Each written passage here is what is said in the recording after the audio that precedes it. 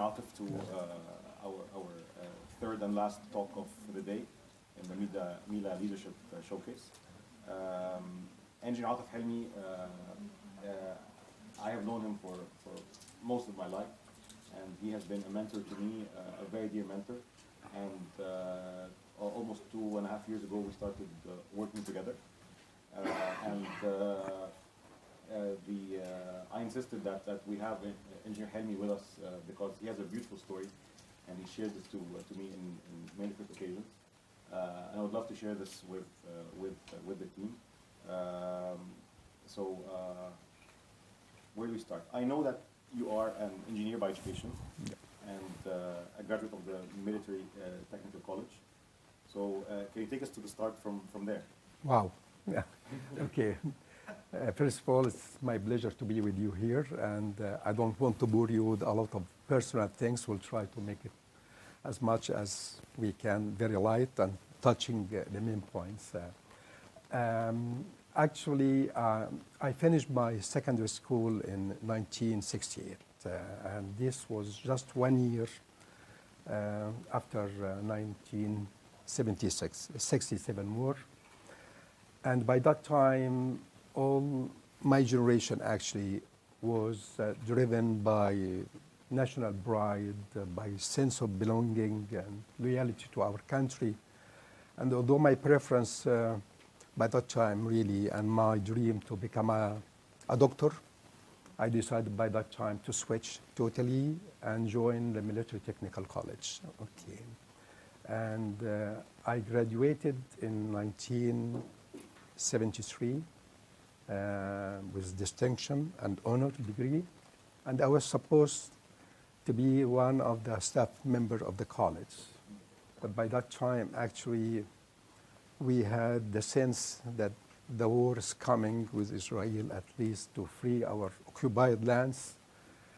And together, along with two of my colleagues, we decided that we are going to excuse actually Lieutenant Marshal Ibrahim Salim, who was the founder of the Military Technical College and the real legendary hero of the armed forces, who made this college one of the most respectable institutes in the whole region. And we asked him really to go to the field, not to continue as college staff members. And I had the honor to participate in 1973 war. Actually, I was based in Mansoura Airport. And this airport was really the main focus of the Israeli Air Forces because it was the base for the advanced Mirage fighter jets. And during one of the raids, actually 7 of my colleagues were killed while we were trying to repair one of the jamming stations. So it was something that I'm still remember, still very proud of. And just a few months after the 1973 war, we were lucky to be selected instead of going back again to the college as a staff member. It wasn't honestly my priority at all to be one of the first, I would say, armed forces officers to create the first computer center in the armed forces. So I stayed in this actually specialization for about 10 years. Mm-hmm. Yeah. And then after 10 years of serving the armed forces, you decided to quit. Yep. And you moved on with to another country, to the Emirates. Yep. Yes. Okay. It was that. Okay. Yeah. But honestly, it was not planned to move to the Emirates. Actually, in 10 years after the graduation, I felt that I paid my duties to my country, and I had the honor to participate in 1973 war. And at the same time, we have created the first fully integrated system in the armed forces that became a role model for a fully developed system by Egyptian engineers, a computer system. And during that time, actually, I got my master's degree as well. and I got some really good experience in computers. So I said, it's about time now to try another major milestone. And I have taken the decision to resign. It wasn't easy. Everybody refused. By that time, I was married with 2 children. And to resign just means that you have no income. And it was a hassle, actually, to resign by that time. But thanks God, I was able to resign. And I started doing some part-time job, teaching for university students and being a consultant in one of the computer centers. Until a few months later, I just read an ad in the newspaper. There is a company called NCR. They would like to have 2 salespersons to be based in the Gulf area. So I submitted my application, and all of a sudden I found myself competing with more than 400 people applicants for this job. Luckily, we have gone through so many iterations, and finally I was accepted.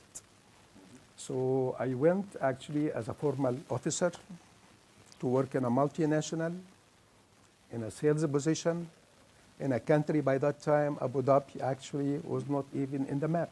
I didn't know where is Abu Dhabi. So we went there with the family, and I started really my professional career in the multinational. Honestly, it wasn't an easy.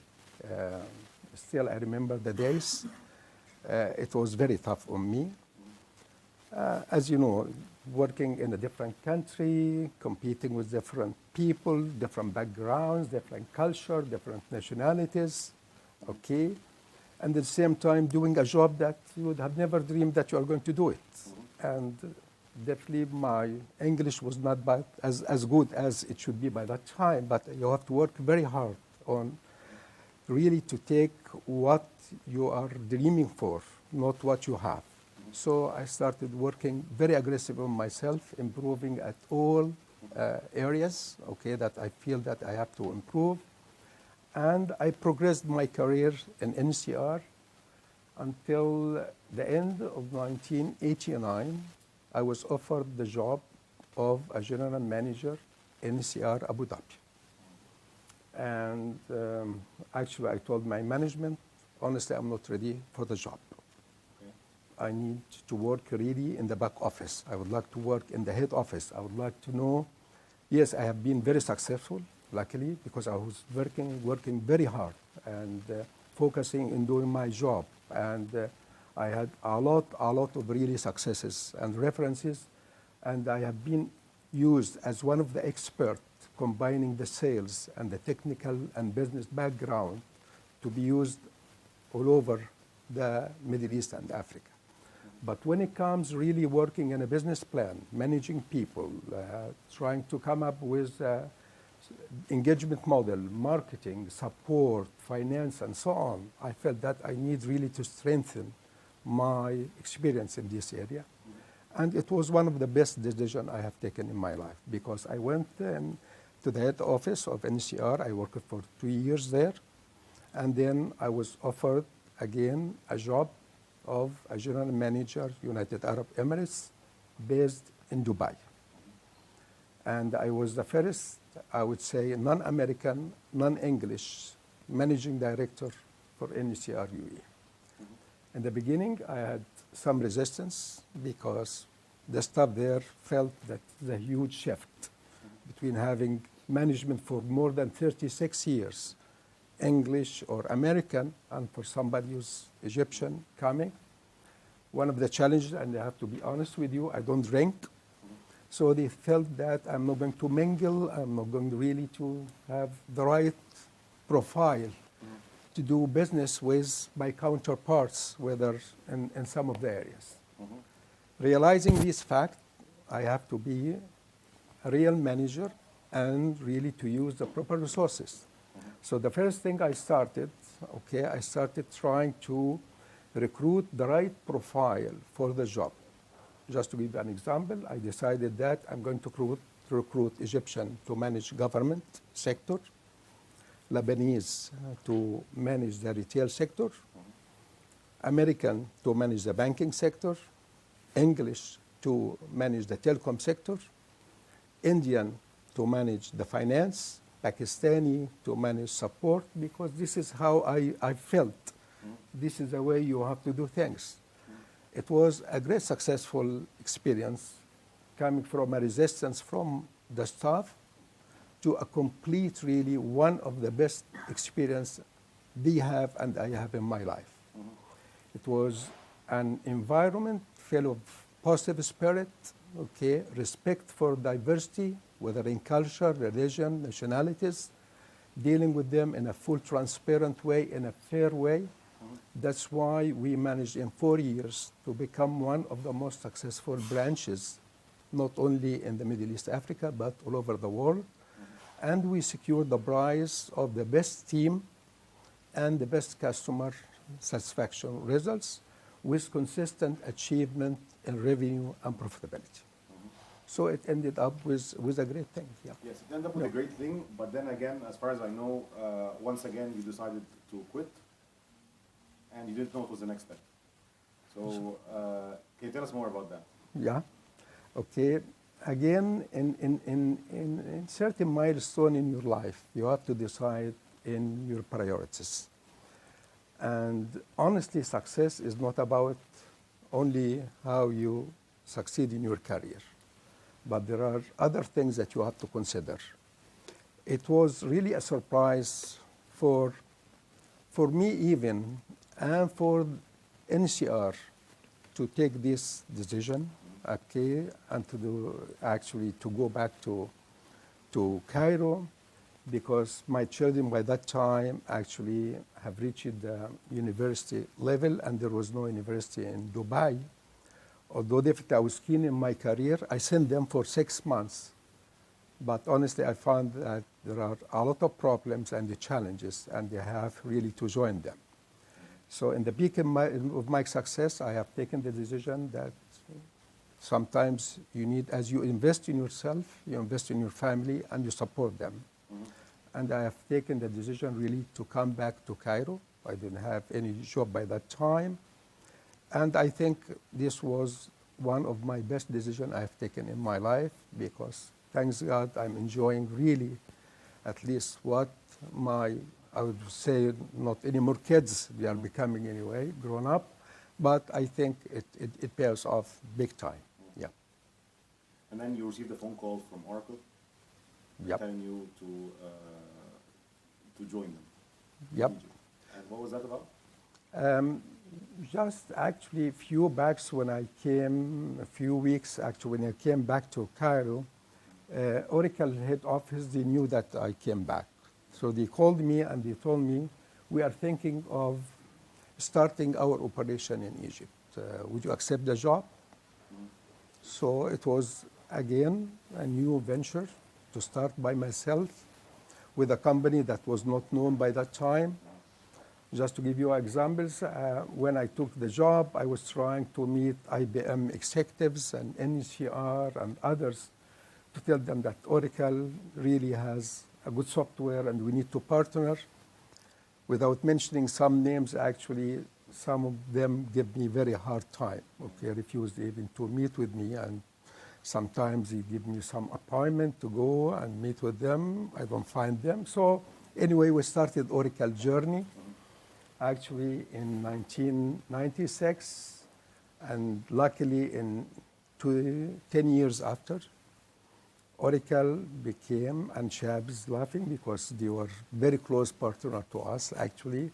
We had the largest customer base, okay. We had 84 partners. We had over more than 6,000 certified Oracle professionals, okay. And we had really managed, to establish a global support center, which was the first global support center out of Europe, United States, and India in Egypt. And we managed to have really the largest number of Oracle executives, Egyptian nationals, across EMEA.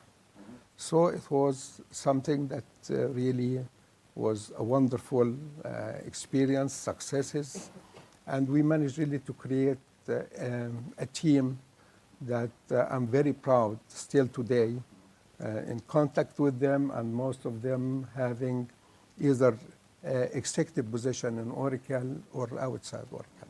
Yeah. And this success and this successful growth came because you once told me a story about how you maintained the culture, and you made sure that you designed a certain culture for Oracle that lived on and that helped itself grow. So tell us more about the Oracle culture and how you developed that. Yeah, the most important thing, Muhammad, actually an executive has to care about, number one is really to select the right people with the right attitude. No matter how successful they are, if you don't have the right attitude, a right team spirit, a right values, personal values and qualities, you are not going to sustain and maintain the success. Okay, and that's why it is very important to really to take care of this criteria of the selection. To be honest, even until the last day I left Oracle, even any office boy to be recruited in the company, I have to meet with him after the final selection. Because each and every person in your company leave an impression. And if you don't care about all these kind of details, you can really damage, okay, the environment that you are trying to create. And people have to feel that you treat them fairly, and you have really to support them even if they have a problem, just not really always looking for achieving numbers, but you have to support them. Numbers are very important, but at the same time, if there is somebody that needs your support at any point of time, you have to stand, okay, beside, and you have to support. So personal qualities, professional dedication. By the way, although I definitely, when we recruit a multinational, we make sure that we recruit the best people, actually. However, no matter how the person is clever or has really the right IQ and definitely smart in doing things, hard work is a major differentiator, because unless you have the dedication, hard work, and the passion on what you are doing, no matter how smart you are, you will never be able to maintain the success. So you have really to have the spirit of working continuously to achieve the numbers. And if you achieve, you have to overachieve. This is really in selecting the people, you have to select the right people and give them this kind of values and kind of environment to work on to make sure that you are always succeeding. And luckily, in 10 years in Oracle, the whole team, we didn't miss a single quarter, because each and every quarter we put our targets, we work together, and we achieve it. And then we go to the next quarter and so on. And in selecting the people, you eventually select the right people, but sometimes when you select someone, you discover that is not the perfect fit. Yep. And you told me a story once that you had a senior executive that you asked. This is very, by the way, this is something that, yeah, it happened when I started Oracle, actually. I recruited one of the very senior executives from IBM. Okay, and by the way, the guy has a tremendous track record of success. And just a few months after, okay, I found that he is humiliating people, and he has exceeded his limit with one of the office boys. So I swear to God, I have taken the decision that I'm not going to continue actually working. Culture comes first. 100%. So I decided that he has to leave the company. And by the way, we escalated, okay, the matter to the group. And I insisted, either me or him, because I cannot just maintain a culture that I don't believe that is going to be really successful and has values and had the quality that I believe. And even in all my talk, by the way, and sometimes as business people we talk, actually, it's not a matter of getting the best salesperson. No, I need people that can meet their commitment. that can do their work professionally and with respect and with our commitment to our customer. These are basic things, okay? Even I get somebody who's not the best sales skills, but at least if he's trusted by the customer and is continuing doing his job, this is the quality and the caliber that I really maintain always in the company. Okay, interesting. And in the process, you developed Oracle and to have the Global Service Center, and you are credited as one of the pioneers that helped create Egypt as an outsourcing hub. Yeah. And you told me a story about the incident you had, allow me, Yeah. that you had in the US with Prime Minister Ahmed Nazif.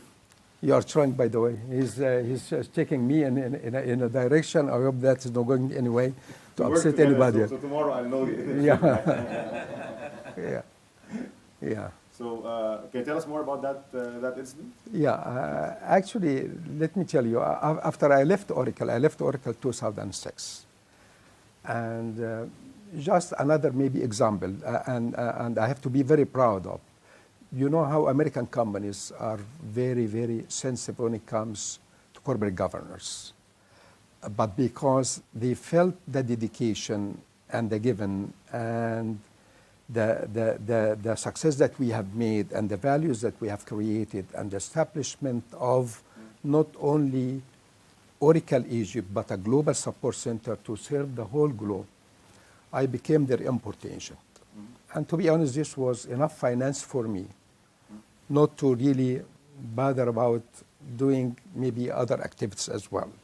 So that's why I dedicated most of my time for public service, with the priority to promote Egypt as I succeeded to establish the Global Support Center of Oracle in Egypt, to promote Egypt as the offshoring and outsourcing destination. And as we all know, in year 2010, Egypt was number 4 worldwide as the best destination for offshoring and outsourcing. Okay. So during this period, I became the chairman of the Chamber of Commerce as a public service. I became a board member of ICHIDA. I became a board member of Postal Authority, okay, with the focus on promoting Egypt, as I mentioned.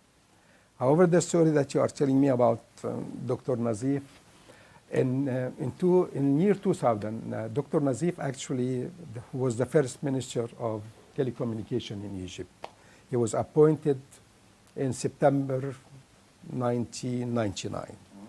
And in March 2000, actually, he visited Oracle headquarters. Okay. And in his meeting with the executive vice president and CFO of Oracle, we were in an agreement by that time.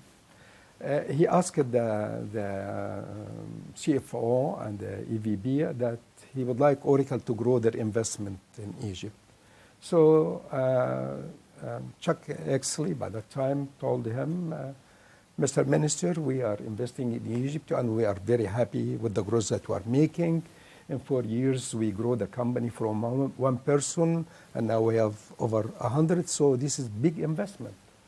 So Dr. Nazif again insisted and repeated the question and asked him, no, we'd like really Oracle to have a global support center in Egypt like what you have in India.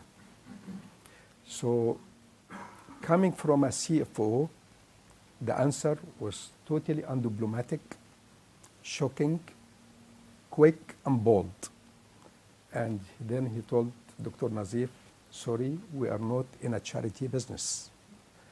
So for a moment, I felt that either I have lost my job and or I lost my relation with my minister. So it was very difficult time, and honestly, it took some time, few minutes, to try to settle. And luckily, we had another meeting actually with one of the founders of Oracle, Sohaib Abbasi, very famous name. He was an Indian. So I told him about the situation I faced, about the crisis that we are going through. So luckily, actually in our meeting with him, it was totally different, and we managed really to change the situation. And honestly, this meeting was an eye-opener for Dr. Nazif and for me as well, and gave us the way, really, if any company, multinational company, would like to establish a global center in any country, you should have really, first of all, you should have a conducive business environment. You should have a modern infrastructure, telecom infrastructure. You should have a large base of Oracle certified professionals because we are Oracle. You should have the government support, and you should have a financial and political stability. Quite logic. So we have taken this anyway as a guidelines for us. And for 4 years, the ministry, as we know, made a great achievement, Ministry of Telecommunication, in the first 4 or 5 years of year 2000 and on. So we created the Smart Village, which was one of the most conducive business environment. Telecom infrastructure has improved tremendously. We know Vodafone, Orange, or Mobinil, and Click, and Telecom Egypt even, okay? So it was great advancements in the infrastructure. We managed, as Oracle, really to create more than 6,000 Oracle professionals through universities and through our partners and training institutes. So it was a large population. And at the same time, government, we became really very active, trying to pave the way for investors to come. So even very specific in ITIDA, we encourage multinational with a very specific training programs for their expertise, as well as subsidy for telecom cost. So this, and the country was really in mid of 2000 was very stable and financial reform. So we have met almost, or if not all, the prerequisites to establish a global center. So I came back to Oracle, okay? If you have a dream, you have to work very hard to achieve. Don't give up. So I came back. It was a very tough discussion, lengthy due diligence, negotiations, okay? And finally, they approved that we are going to establish Global Support Center of Oracle in Egypt. It was one of the most growing global support centers for Oracle all over the globe, where we ended really with almost more than 500 in less than 4 or 5 years. So although it was very tough experience, but we managed at the end, thanks God, to actually to make this experience from a difficult situation to a real success. Yeah.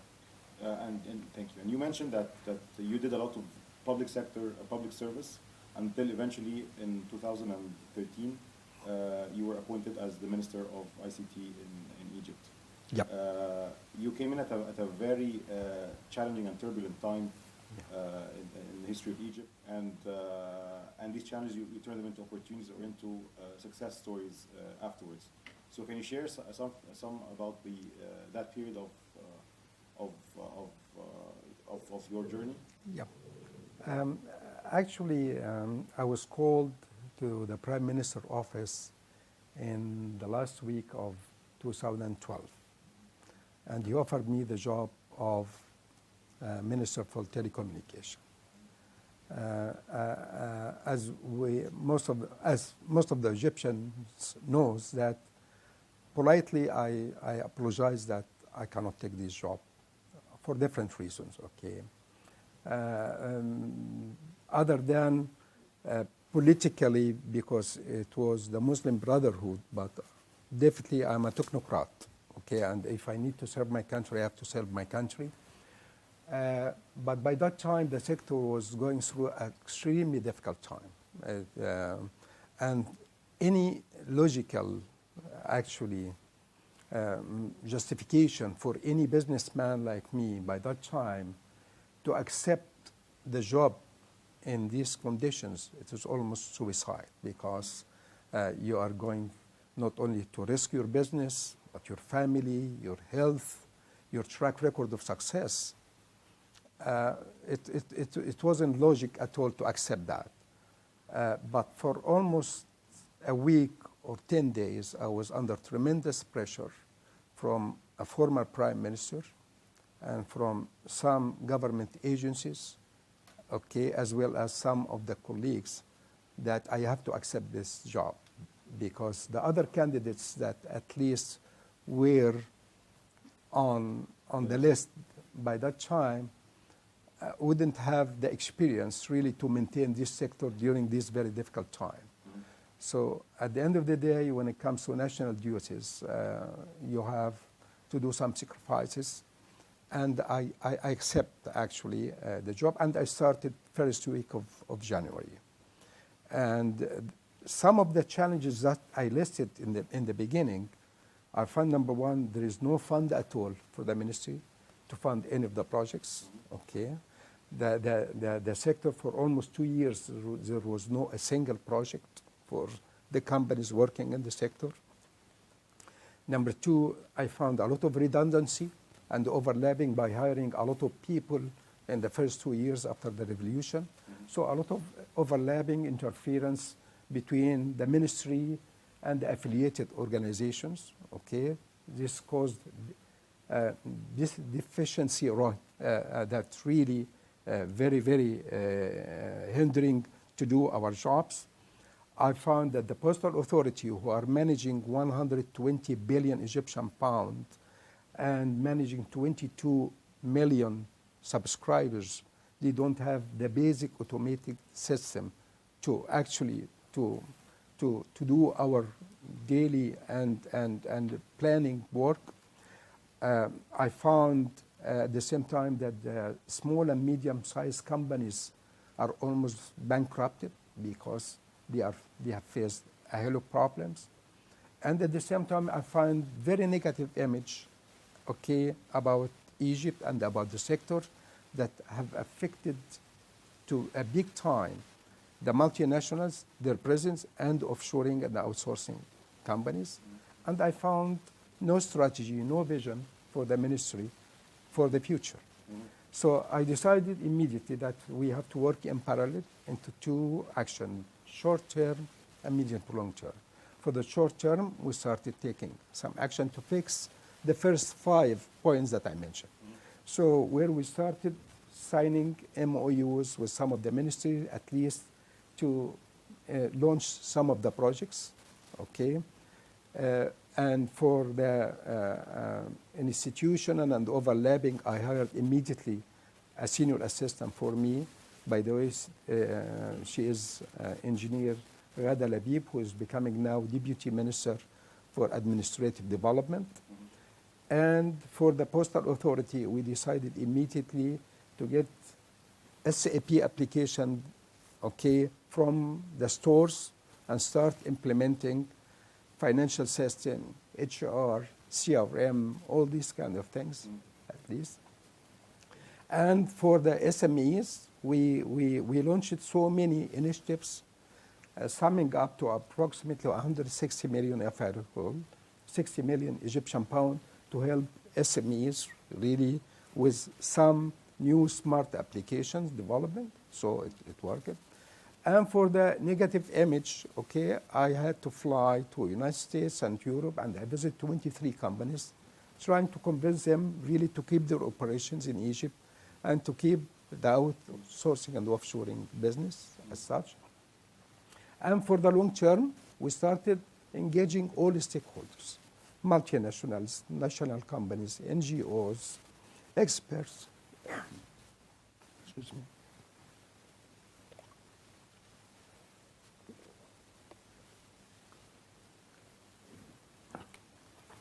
Experts who come with our new strategy and vision.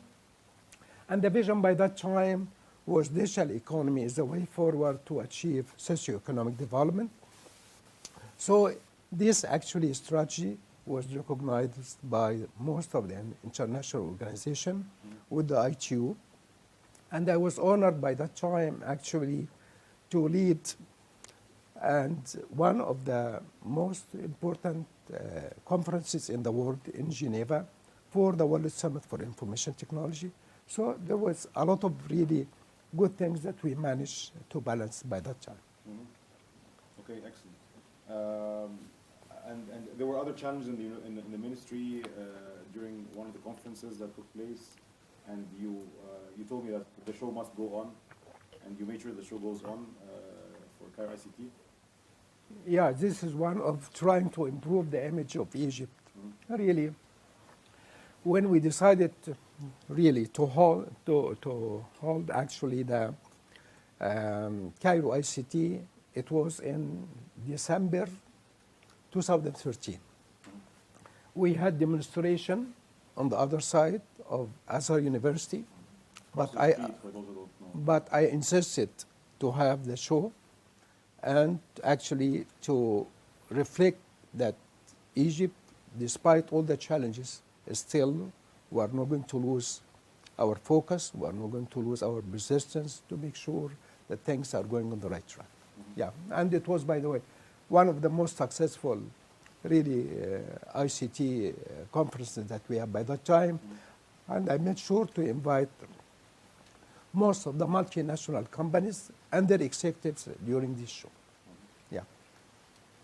Okay, so, and then you left the ministry in 2015. Yep.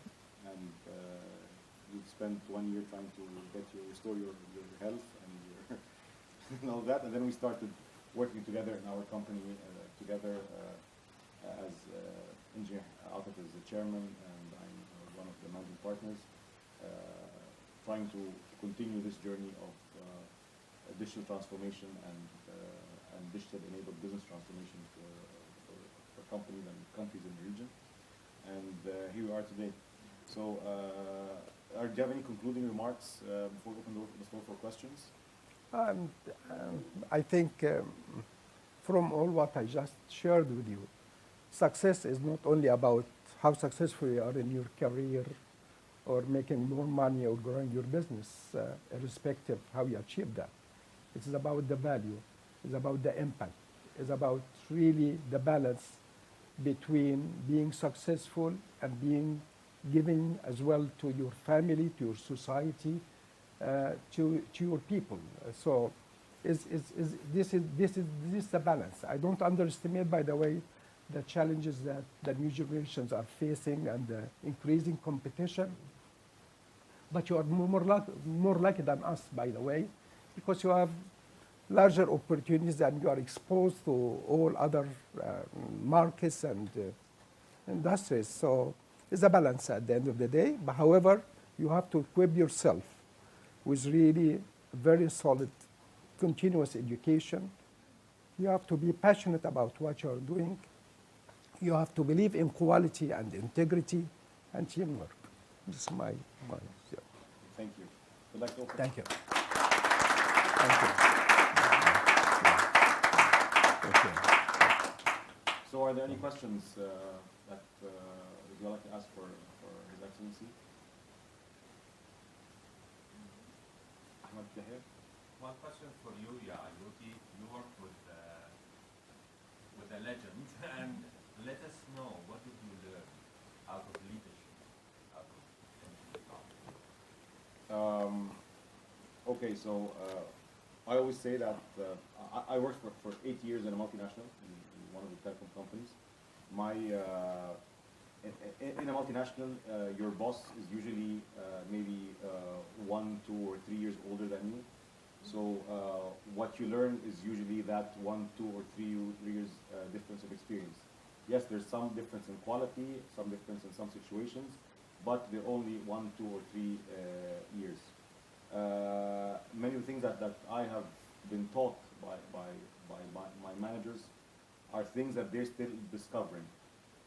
There are things that they think is right, but they haven't really seen the long-term effect of what they're doing, or that they're still learning it, so they still don't know the right thing about it. Working with Engineer Atef, who's at least 2.5 decades ahead of me in his career, and he has a very successful journey as one of the pioneers in the space. So the experience you get is, you know, it's tried and true, you know it works, and you know the long-term effect of it, and you see it. For example, like you mentioned that if you're still in touch with the people you used to work with Oracle 15, 20, 25 years ago, these people today, and I see, pick up the phone and call them and say, I need your help. And the next day they're right there and they're ready to help. So building these long-term relationships comes by nurturing the relationship throughout, and also by building it on the right foundation. So that I've seen. There are many things like I can go on and say, because I'm a student. By the way, in my notebook in the office, I have a page where sometimes just take down notes of things that are lessons that I would not have seen in my career, and that I'm seeing them now in that context, because working with people who are senior, well established. There are many things about handling. Even though we work with integrity, but how you project that integrity to people, how they understand that these are your limits, how they understand that this is what you will do, and this is what you will not do. How to say no, how to let go of people, how to let go of opportunities, how to get things done. Because you and I used to work in the same company, and it was a very politicized environment, and how these politics really are petty, and they don't really have a lot of long-term value, even though they might get someone to achieve a result, and so on. I mean, I don't want to steal the thunder. I'm sorry, but this answers your question. Then I'd like to stop here and have someone else ask a question, and we can discuss. Actually, now I move the question to Dr. Engineer Atef. Do you believe in the power of mentoring? Like Muhammad now is one of your people who you mentor. So did you see lots of people change because of the advices you offer to them when they listen to that advice and they? Yeah, the most important thing actually that you don't mentor by giving instructions or advices, honestly, unless you have been asked to give an advice. But the true thing, walk the talk. People, if they watch you, how you act, I think this is the best thing if you are close to anybody that you believe is a role model.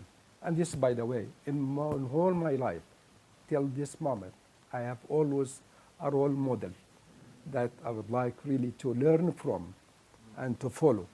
In all my careers and levels and different tasks that I have taken, different positions, different learnings, I still see these people with full respect, and I follow actually what they say, and I listen always to them. So to me, actually, I feel very, very, I would say, happy and self-content when people like Muhammad or others, as Muhammad mentioned, even after I left Oracle and even NCR, still people, we are in touch, okay? Despite how far they are, they have senior executive positions, actually, whether in the United States or Europe or in the Gulf or here, and we are still in touch. So I believe people sometimes are lucky if they have the right manager or the right role model to follow. I think this is something that I'm always keen, even to tell people around me. You have to act in a proper way, and you have to act with respect and dignity, and really to walk the talk. This is something very important. Yeah. So there was another question. Somebody had his hand. Yes. Yeah.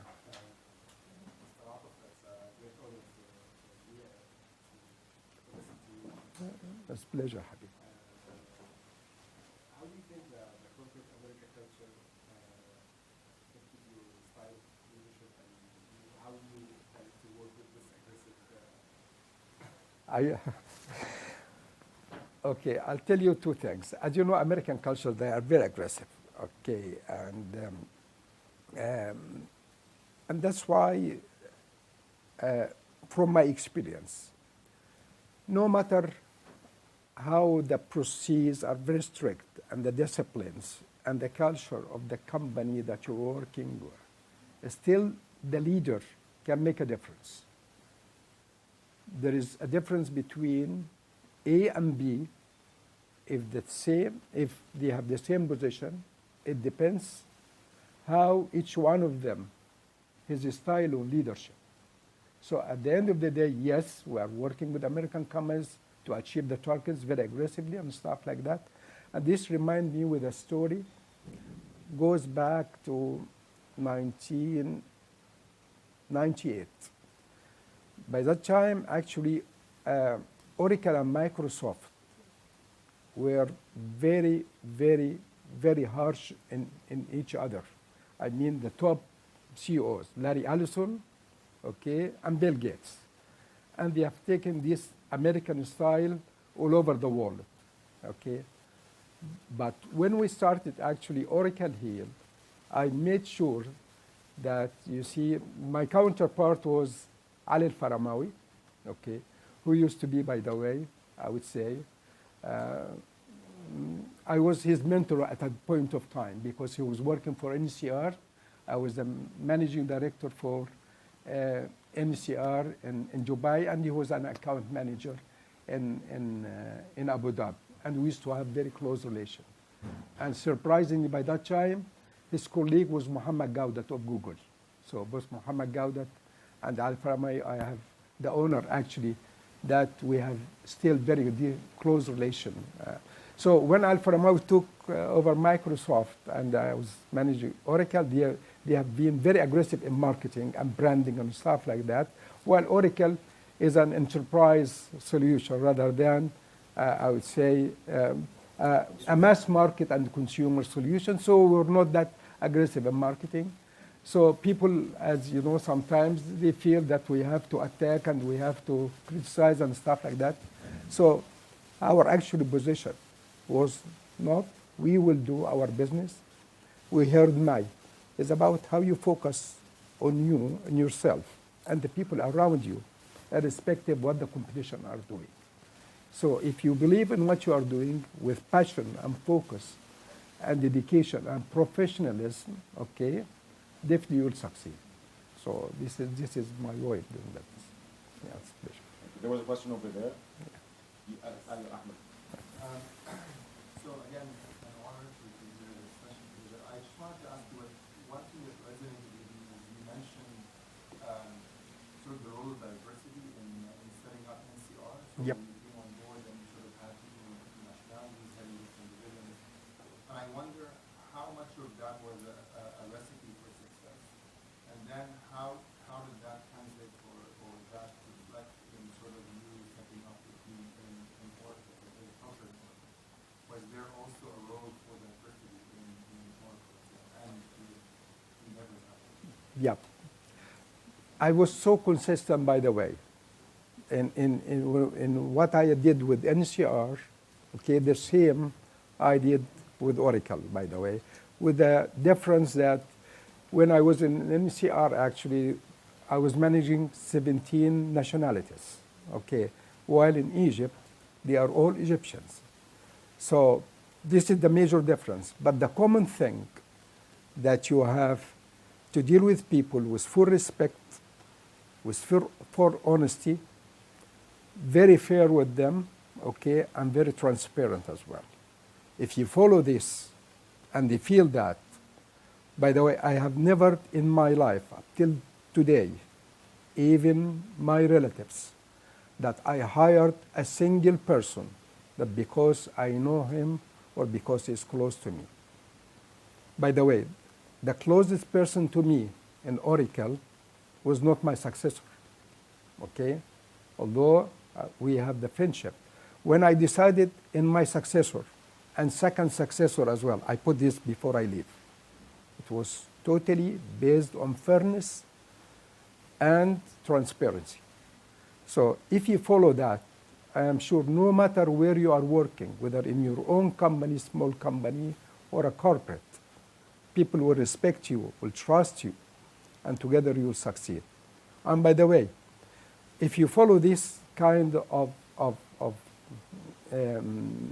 procedures and you put the right systems, you'll find yourself surrounded by people that are more or less believe in the same qualities and same values like you, okay? And people who cannot actually be part of this value system, whether personally or professionally, they cannot work with you. They will not find themselves because they are not used to that. So this is actually the most important thing that you have to keep in mind. Yeah, As a follow-up to that, I fully agree with your being transparent, because as one friend of mine said, when there's an information vacuum, you're not being transparent. Yes. Then it goes to a bad place, like the assumption. Yes. But I find that when I am overly transparent, Yeah. and I'm interacting with somebody who has a different game, Mhm. and I can get taken advantage of. And so I'm wondering, now if you're controlling the culture, then that's easy, because you create culture when you kick out Yeah. asymmetrical actors. Yeah. So how have you dealt with that in your career, where you've been transparent, someone else hasn't, and they've taken advantage of you? Okay, let us not to mix between transparency and aggressiveness. I'll tell you an example. And by the way, my son, I have to say it, Muhammad knows, is more transparent than me. But it depends on the way you communicate with people, okay? Sometimes being transparent does not mean that you have to be aggressive and sharp, okay? But you have to find a way that you communicate with people that at least keep their respect and dignity, even if you have differences with them. So always you have to be transparent, okay? But it depends when you have to action and when not to. See, it comes, by the way, by experience, okay? Sometimes, by the way, I feel something that towards a person, but I feel that this is not the right time to open this topic with this person. It does not mean that in this case I'm not transparent, but I'm trying really to choose a time where my message will be really taken in a good way, or even if it's so harsh, at least to be taken in the right perspective that I mean to do. This is my point. Yeah. Yeah. Can you hear me now? Yep, sure. Yeah. Well, thank you very much for sharing the experience with us. My question is actually very much related to behavior. And I work a lot with people on different levels and measuring the behavior in different situations and how irrational it becomes. And what I'm really curious about in terms of leadership, what do you do sometimes when you, with all the transparency and all the processes that you have created, you have the right person in the right place doing the right thing, but then you have the personal issues coming into place. Personal issues between you and that person, and between that person and other people. Simply the human nature of liking and not liking the person, enjoying their company. I know that a lot of people for being politically correct, they try to ignore these aspects, but these aspects, they do affect the behavior of people, whether we are having a good time or good company together, we like each other. Maybe theoretically on the value system we're fine, maybe you're doing everything well, but we don't get along. And this sometimes could actually ruin the culture from inside, even if in theory it's going well and everything is going fine. Now what do you do in these situations where you have to hire the right person who's there, but you simply cannot get along? Or you know that this person is not getting along with everybody else. And I'm asking you this question from practical experience with so many companies that have seen different reactions to this. So if you would share your perspective, it would be great. Yeah. Maybe I mentioned about the situation that happened in the beginning of establishing Oracle, about this senior person that I got from actually he was there from IBM, but because he didn't have the right attitude, although he has been very successful, he cannot just be part of a team. So at the end of the day, you watch the behavior of the people, okay? If it's not that harmful, okay, and not exceeding the limit, you have to coach and you have to make sure that you get him together with the other team members. But if his actually act will impact the team performance and the environment, in this case, definitely you have I to totally take that. understand that. I'm totally agree with that specific example, but Yeah. I'm tackling a little bit more of the, I don't know how to describe it in exact words, Mhm. but I'm trying to be careful here. Yeah. It is the very simple nature of emotion when that person did not do any mistakes. Okay. Everything's fine. Everything is by the chart. But that person is not likable, not by you, not by other people, and hence the chemistry of this group dynamics of 5 people or 50 people Yeah. is being affected, and nobody can catch a specific mistake. Okay. And when it happens, this is the elephant in the middle of the room that nobody wants to talk about. It could escalate and reflects in many other like performance or in the operations itself, simply because there's no mistake that Muhammad did, but Yep. simply he's not getting along. The chemistry is not working well. Is this impacting the business? If it's Right impacting, now, probably not, but eventually, because how personal relation is happening, yeah. and shilal between tazhar, and then the group dynamics becomes different. It could. As a wise leader, should you look very strategically and say, okay, this is not happening right now, but I can see where this is going. Yeah. It's going to affect the business. Or you're going to be saying, you know what, he's doing his job is intact, and we just have to deal with it and find a way of everybody accommodating to everybody. Okay, there is to me, there is a difference between a personal behavior and trying to make shalal or subgroups.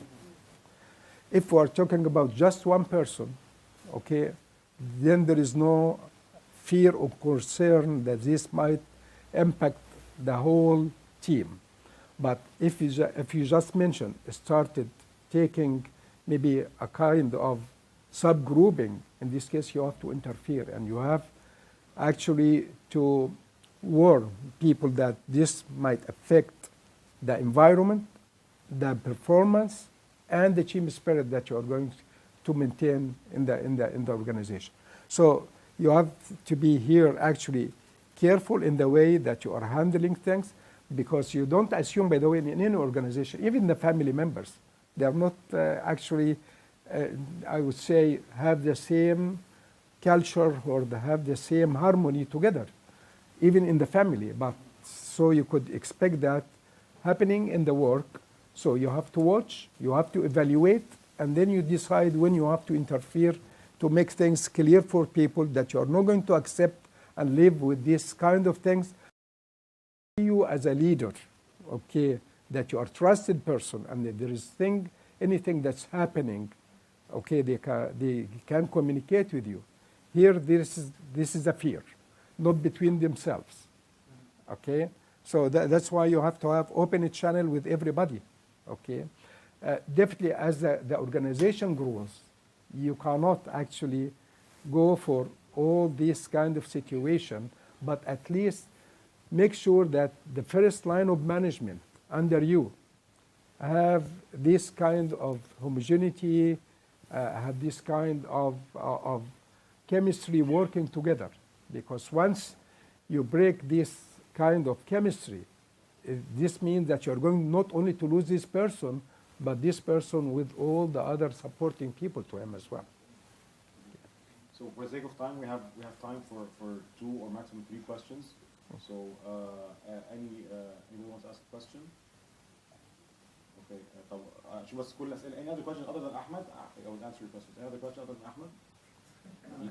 The other Ahmed. طيب, so we'll take the 2 questions from Ahmed Lisi and Ahmed Ismail, please. Okay. My I think should be simple, straightforward. You mentioned that even you have your role models. So I'm curious to know who your role model is. If you don't mind asking.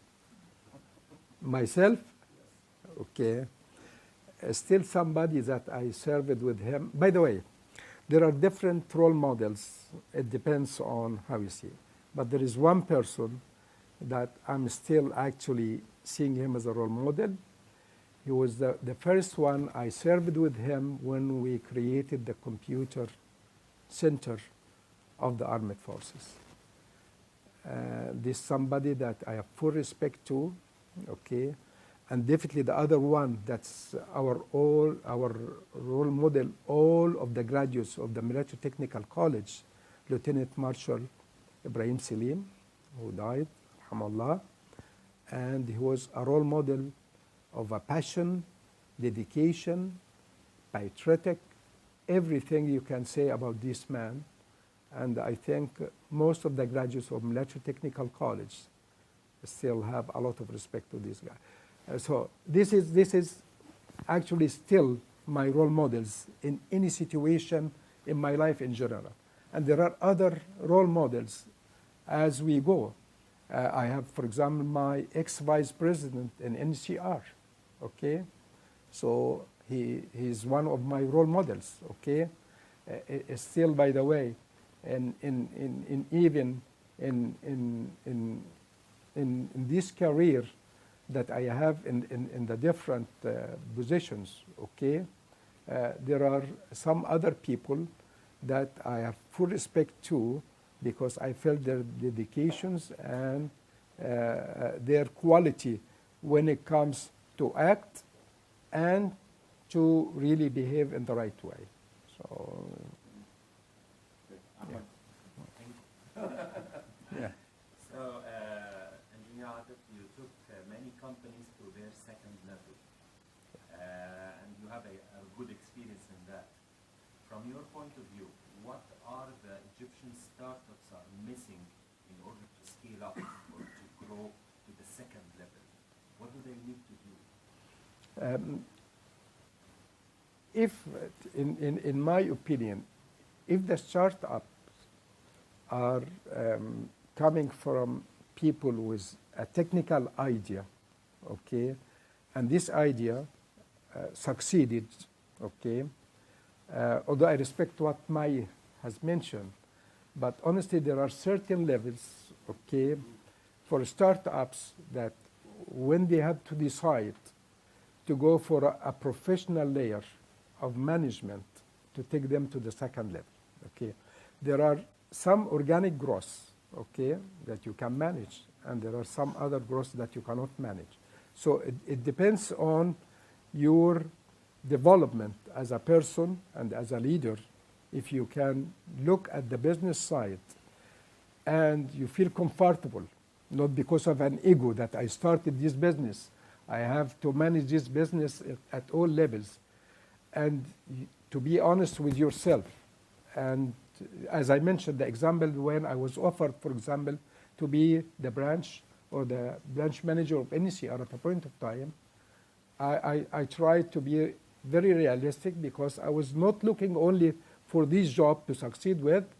I was looking for maybe 3 or 4, 5 years after.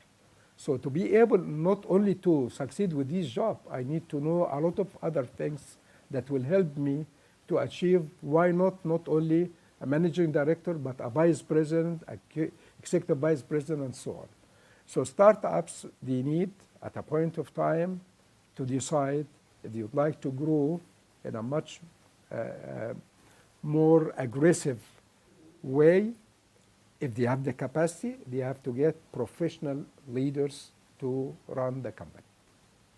Okay, this is my, yeah. Thank you very much. And with that, we conclude our chat with His Excellency, and we conclude our Mela Leadership Showcase event for the day. So thank you very much for coming, and we appreciate it. And thank you. Thank you. And thank you all very much for joining us today, and I really hope it was inspiring. I'm feeling inspired, and I hope it was useful for all.